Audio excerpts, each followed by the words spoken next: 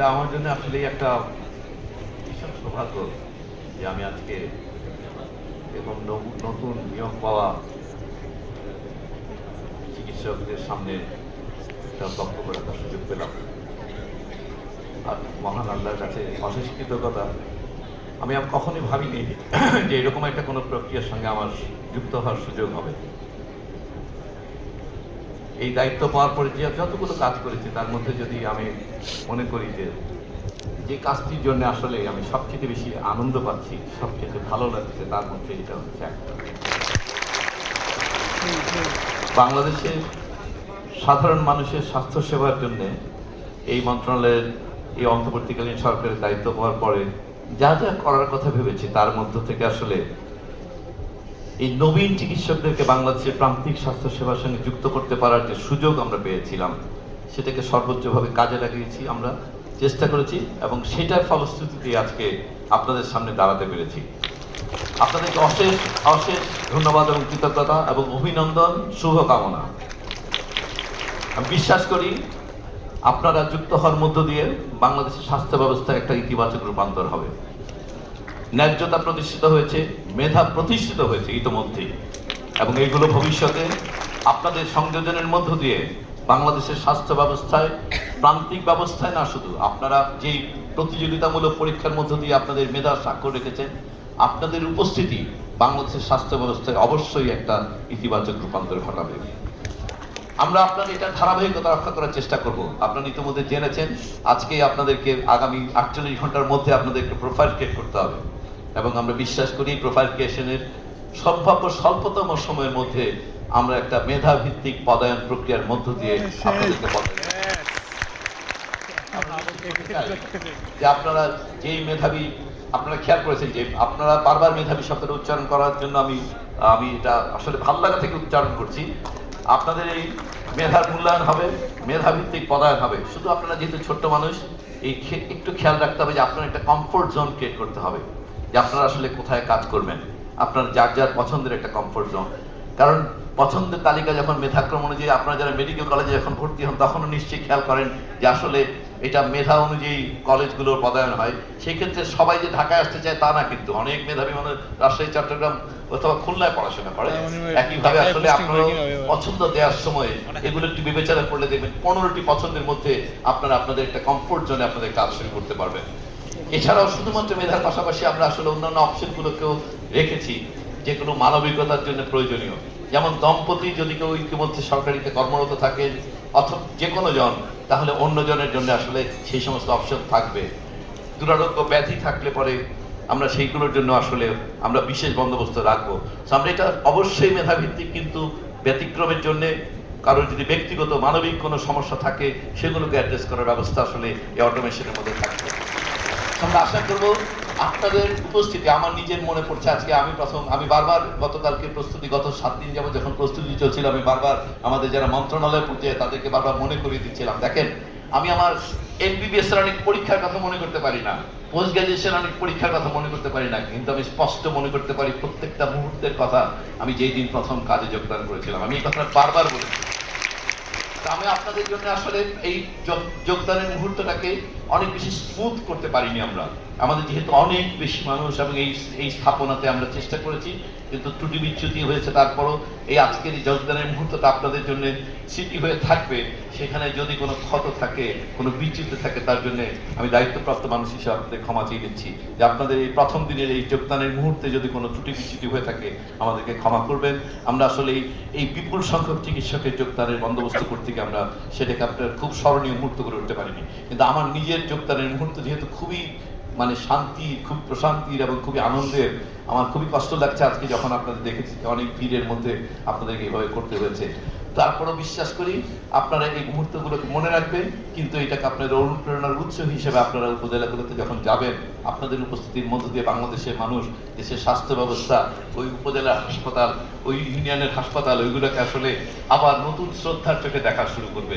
তো আপনাদের কাছে অনেক আশা। বাংলাদেশের অন্তর্বর্তীকালীন সরকার বলে না, আসলে আপনারা আসলে একটা নতুন পথের উন্মোচন। আপনারা জেনেছেন যেটা প্রথমবারের মতো এরকম ঘটনা করতে আরম্ভ করলো, সেইটা আসলে একটা নতুন পথের সূচনা হলো। এইভাবে এই এই বিপুল সংখ্যক পদ সৃষ্টি, সেই পদে নতুন পদায়ন, এবং আপনারা নিশ্চয়ই জানেন যেটা এই 54 বছরের ইতিহাসে স্বল্পতম সময়ে আসলে এটা বিজ্ঞাপন থেকে পদায়ন, এটা 54 বছরের ইতিহাসে কোনো ক্যাডার সার্ভিসে হয় নাই।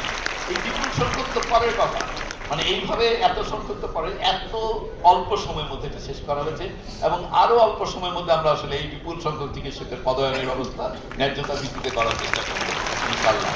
তো আপনাদেরকে মানে আপনাদের দিকে চেয়ে আছি আমরা মনে করি যে আপনারা বাংলাদেশের চিকিৎসক সমাজের মুখ উজ্জ্বল করবেন।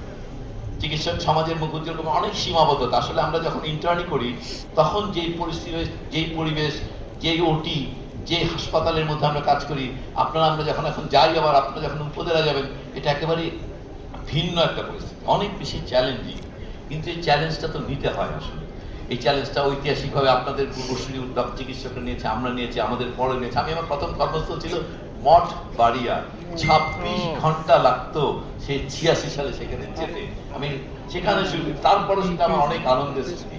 আমি জাস্ট বলার জন্য বলতেছি 26 ঘন্টার লঞ্চে করে, রিক্সা করে, ভ্যানে করে যে প্রথম কর্মস্থলে গিয়েছিলাম, সেই বাংলাদেশ আসলে এই গত 40 বছরে অনেক পাল্টে গেছে।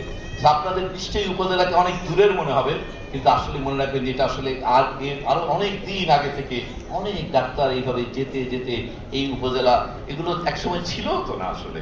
তো আপনাদের কাছে অনেক আশা, আপনাদের দিকে চেয়ে থাকবো। এই দায়িত্ব তার 12 তারিখের পরে যখন চলে যাব, তারপরেও আপনাদের দিকে তাকিয়ে থাকবো। আপনারা আমাদের আসলে, আমার ব্যক্তিগত একটা মানে ভালোবাসা, স্নেহ এবং আপনাদের দিকে চেয়ে থাকা, আমার সবসময় মনে হবে যে আসলে চিকিৎসকেরা কেমন আছে। তো আপনাদের জন্য অপ্রাণ শুভকামনা রইল। আপনাদের কর্মস্থলে যে আপনাদের যে কোনো সুযোগ, এগুলো আসলে আমরা অনেকগুলো প্রক্রিয়া চালু করার চেষ্টা করব।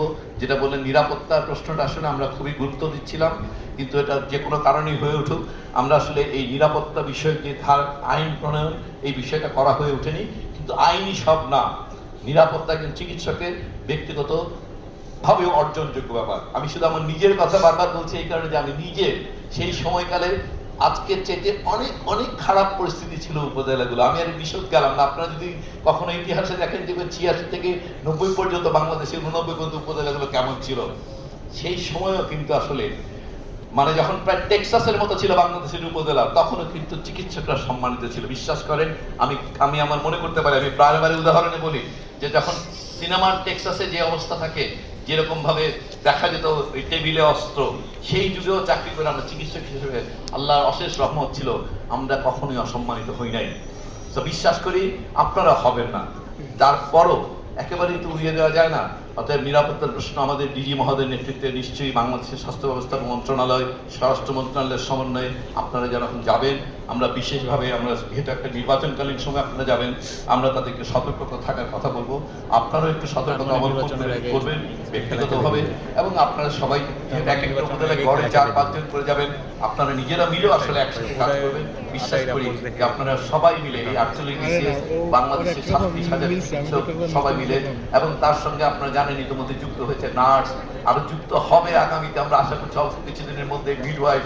তো বাংলাদেশে আসলে আমরা স্বাস্থ্য ব্যবস্থায় প্রান্তিক লেভেলে বড় ধরনের সংযোজন ঘটাচ্ছি, এবং আপনারা আপনার নেতৃত্ব দিবেন। চিকিৎসকরা আসলে স্বাস্থ্য ব্যবস্থার নেতা, অর্থাৎ নেতৃত্বের গুণাবলী, নেতৃত্বের যোগ্যতা আপনাদের আছে। আশা করবো আপনাদের নেতৃত্বে বাংলাদেশের স্বাস্থ্য ব্যবস্থায় যে টিম আমরা উপজেলাগুলোতে তৈরি হবে, সেগুলো ভালোভাবে মানুষকে সন্তুষ্ট করতে পারবে। আপনাদের জন্য অনেক অনেক শুভকামনা রইল, দোয়া রইল। ভালো থাকবেন, আগামী দিনগুলো ভালো থাকুক। আপনারা চিকিৎসক হিসেবে, মানুষ হিসেবে সফল হবেন আমি নিশ্চিত। শুধুমাত্র একটি কথা আজকে বলবো, যে আজকে যাওয়ার আগে আমরা একটি শপথ নিয়ে যাব। আমার কোনো ফর্মাল শপথ নেওয়ার দরকার নেই, শুধু একটি জিনিস। কি সেই শপথ? কি শপথ নেওয়া উচিত আজকে আমাদের? আপনারাই বলেন, শান্ত বলেন, কি বলা উচিত আজকে আমাদের? করবো না,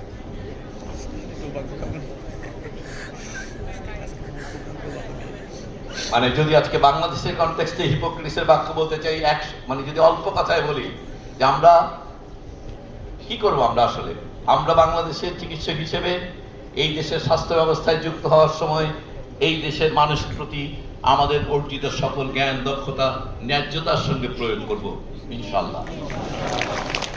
ধন্যবাদ।